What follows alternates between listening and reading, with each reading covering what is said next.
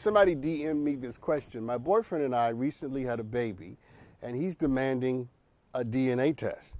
He claims that he trusts me, but he wants to make sure the baby is his. I'm offended. Am I wrong to feel this way? No.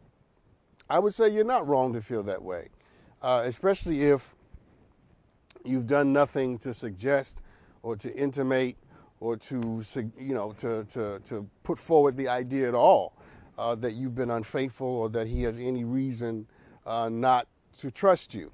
But sometimes you have to remember that how another person reacts to a situation sometimes has nothing to do with you or what you've done or haven't done. See, I think I would be offended too, but I'm going to invite you not to be totally encumbered by the offense, not to be so tripped up by being offended that you are unable to see other aspects of this reality.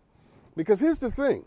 I don't know how much you know about what he's been through. I don't know how much you know about what other situations have come up in his past where there were questions of commitment, loyalty, fidelity, parental whatever. You know what I'm saying? You don't necessarily know what he brings to this situation.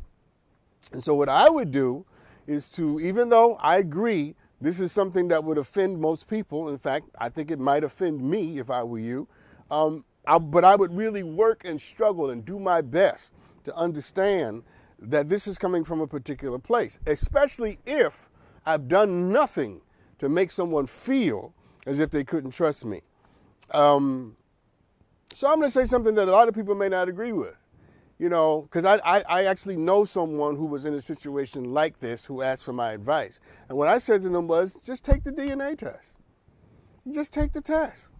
Just take the test, and then we can deal with the issues and the trauma that made the test necessary afterwards. Because if you want to have a relationship with someone who happens to be living with these questions, you do yourself no good service to not settle that question quickly so that you can move on to the thing that gave birth to the question in the first place. And in the case of the friends that I'm talking about, they took the test, everything turned out to be kosher, as it were, and then they were able to deal with why that test was necessary. You follow what I'm saying? So my advice would be, take the DNA test, and then as you acquiesce or assent to taking the test, you also require or ask him to be able to engage in a conversation after the test about why the test was so necessary, why it was important to him, what happened to him that made that test so valuable. Because I think both sides of that coin, both points, both parts of that equation are going to give you longevity in this relationship. My point is, I don't want something as small as a DNA test to be something that keeps you from having a relationship that might have great longevity, but it will be undermined because you're dealing with someone who's been through something that makes questions of paternity a part of who they are.